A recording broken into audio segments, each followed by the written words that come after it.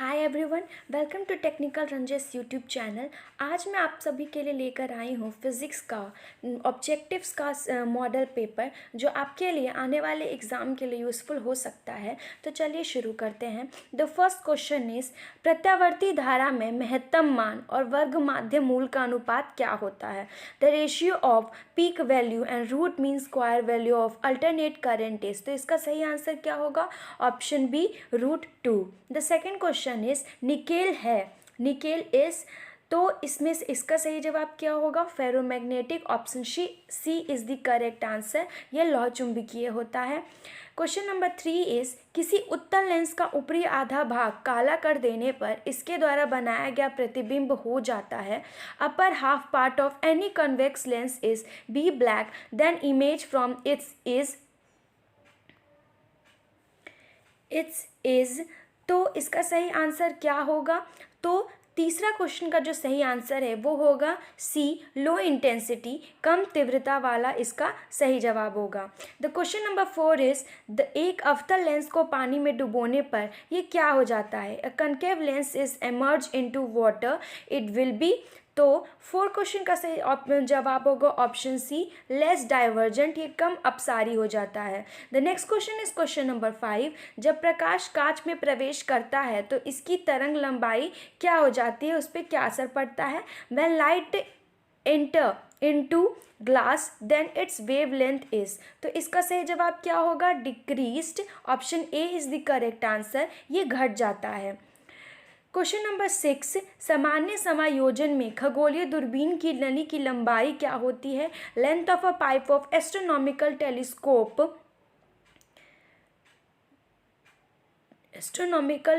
Telescope is normal adjustment is. तो इसका सही जवाब क्या होगा? ऑप्शन ए, f0+fe इसका सही आंसर होगा।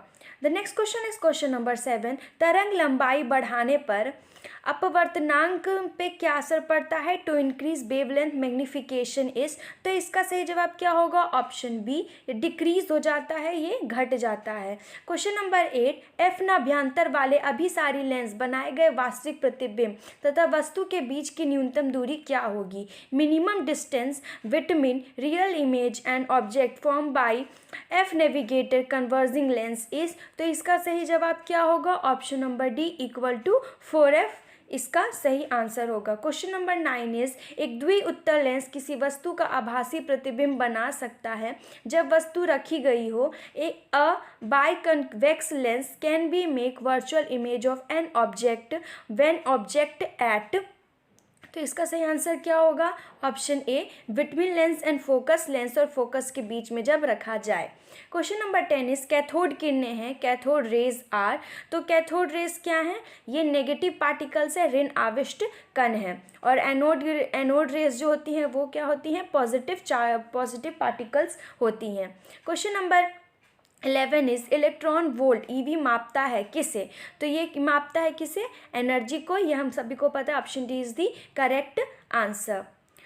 Now question number 12 is, Planck स्थिरांक की बीमा क्या होती है? Dimension of Planck constant is. तो इसका सही जवाब क्या होगा? Option A, ml² T−1 is the correct answer. Question number 13, प्रकाश विद्युत प्रभाव की व्याख्या में प्रकाश को हम किस रूप में मानते हैं? In the expression of photo electric effect light is. तो इसे हम पार्टिकल, कण के रूप में मानते हैं। क्वेश्चन नंबर 14 इज, निम्नलिखित में से किस वैज्ञानिक ने क्वांटम सिद्धांत का प्रतिपादन किया? विच of the flowing gives the principle of quantum theory. तो ये सभी जानते हैं, इसका सही आंसर क्या होगा? ऑप्शन डी, प्लांक ने क्वांटम सिद्धांत हमें दिया था। Question number 15 is, hydrogen spectrum की कौन सी श्रेणी पराबैंगनी में पड़ती है? Which series comes in ultraviolet region of hydrogen spectrum. तो इसका सही जवाब क्या होगा? लाइमन सीरीज इसका सही जवाब है। क्वेश्चन नंबर 16 इज, निम्नलिखित में से कौन विद्युत चुंबकीय तरंग वाले गुण का है? Which of the flowing is electromagnetic wave property. तो इसका सही जवाब क्या होगा? Option C, gamma rays. Question number 17, निम्नलिखित में से किसमें महत्तम वेदन क्षमता होती है? सबसे ज्यादा वेदन क्षमता किसकी होती है? Which of the flowing has maximum penetrating power. तो इसका सही जवाब क्या होगा? ऑप्शन डी, गामा रेज की। Question number 18 is P type के अर्धचालक में मुख्य धारा वाहक क्या होते हैं? The majority current carrier in P type semiconductor is, तो ऑप्शन बी इसका सही जवाब है holes. Question number 19 is O R gate के लिए बुलियन व्यंजक क्या होता है? Boolean expression for O R is, तो इसके लिए हमारा सही जवाब क्या होगा? Option A plus B is equal to C इसका सही एक्सप्रेशन है। क्वेश्चन नंबर 20 इज 12 का द्विआधारी तुल्यांक क्या होता है? बाइनरी इक्विवेलेंट ऑफ 12 इज, तो इसका सही जवाब होगा ऑप्शन सी 1100/2 इसका सही जवाब है। क्वेश्चन नंबर 21 इस टीवी प्रसारण के लिए जिस आवृत्ति परास का उपयोग होता है वो क्या है? Which frequency range is use for TV transmission, तो इसका सही जवाब होगा option C 30 megahertz to 300 megahertz. अगर आपको कोई क्वेश्चन बार बार अगर रिपीट हो रहा है तो आप उस क्वेश्चन की इम्पोर्टेंस को समझिए कि वो क्वेश्चन आपके लिए कितना यूज़फुल है, क्योंकि ऐसे कई क्वेश्चन हैं जो बार बार इसमें रिपीट किए जा रहे हैं। प्रीवियस में भी इस यही क्वेश्चन सेम था।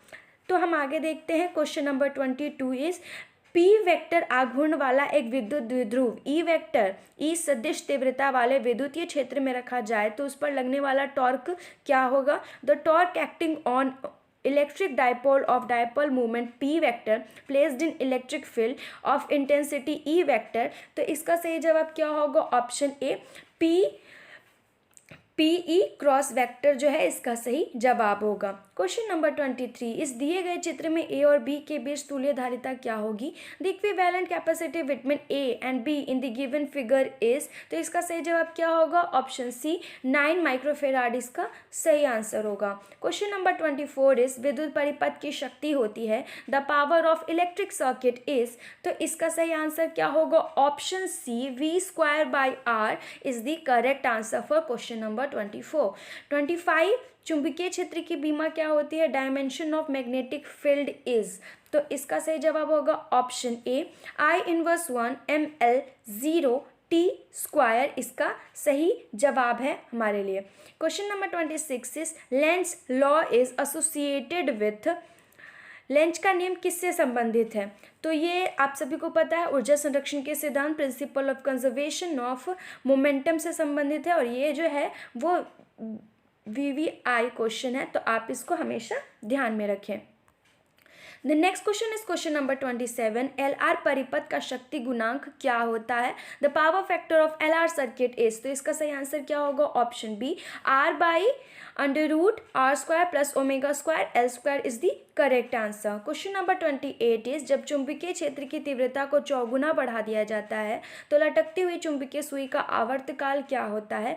When the intensity of magnetic field is increased 4 times the time period of suspended magnetic needle becomes, तो इसका सही आंसर क्या होगा? ऑप्शन ए डबल यानी दुगना हो जाता है। क्वेश्चन नंबर 29 इज खगोलीय दूरदर्शक में अंतिम प्रतिबिंब क्या होता है? The final image of astronomical telescope is, तो इसका सही आंसर क्या होगा? सी वर्चुअल इन्वर्टेड काल्पनिक और उल्टा is the correct answer. Question number 30 is beta किरणें विक्षेपित होते हैं बीटा रेज आर डिफ्लेक्टेड इन, तो इसका सही जवाब क्या होगा? ऑप्शन डी ओनली, सॉरी इसका सही जवाब जो है वो ऑप्शन सी होगा both in magnetic and electric field. Option C is the correct answer both in magnetic and electric field.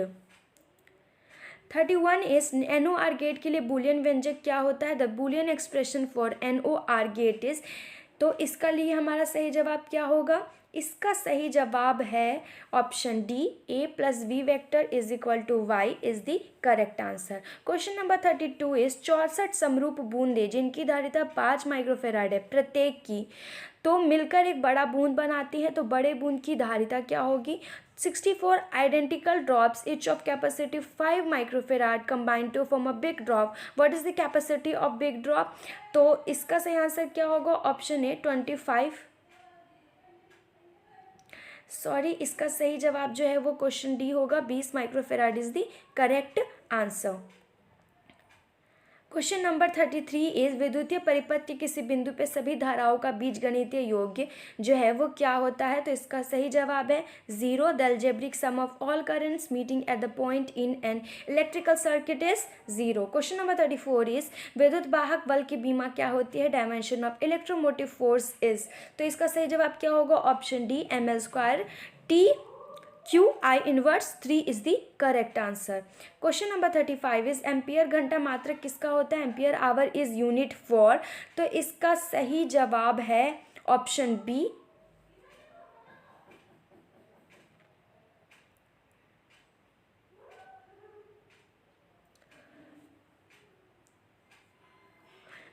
Question number 35 का जो आंसर है वो हालांकि आवेश यहाँ पे दिखा रहा है, लेकिन ये सही आंसर क्या है इसका? पावर, शक्ति जो है इसका सही आंसर है।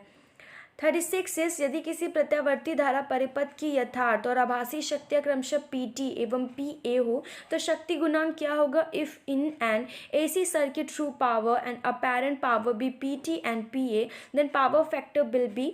तो इसका सही आंसर क्या होगा? Option A PT/PA is the correct answer. Question number 37 is किसी प्रत्यावर्ती धारा परिपथ में धारा एवं विभवांतर के बीच कलांतर जो है वो थीटा है, तब शक्ति गुणांक क्या होगा? The phase difference between current and voltage in an AC circuit is theta then power factor will be. तो इसका सही आंसर क्या होगा? Cos theta. Option A is the correct answer. Question number 38 is किसके लिए तरंग दैर्ध्य का मान अधिकतम होता है? Which has longest wavelength. तो इसके लिए सही जवाब क्या होगा? ऑप्शन ए रेडियो वेव्स की जो वेव लेंथ होती है वो सबसे ज़्यादा होती है। क्वेश्चन नंबर 39 इज निम्नलिखित में से किसका तरंग दैर्ध्य जो है वो न्यूनतम है?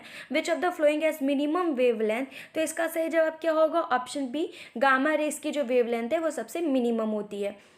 नाउ क्वेश्चन नंबर 40 इज प्रकाश तंतु संचार किस घटना पे आधारित है? Optical fibres communication is based on which of the flowing phenomena.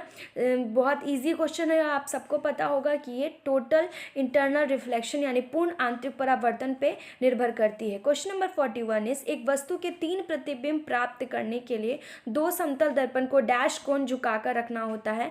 To get 3 images of a simple object one should place 2 plane mirror of an angle of. तो इसका सही जवाब क्या होगा? ऑब्वियस है, इसका सही जवाब ऑप्शन बी होगा 90 डिग्री। समतल दर्पण की जब भी बात आती है तो 90 डिग्री एंगल पे वो हमेशा झुका रहता है, एकदम सीधा होता है।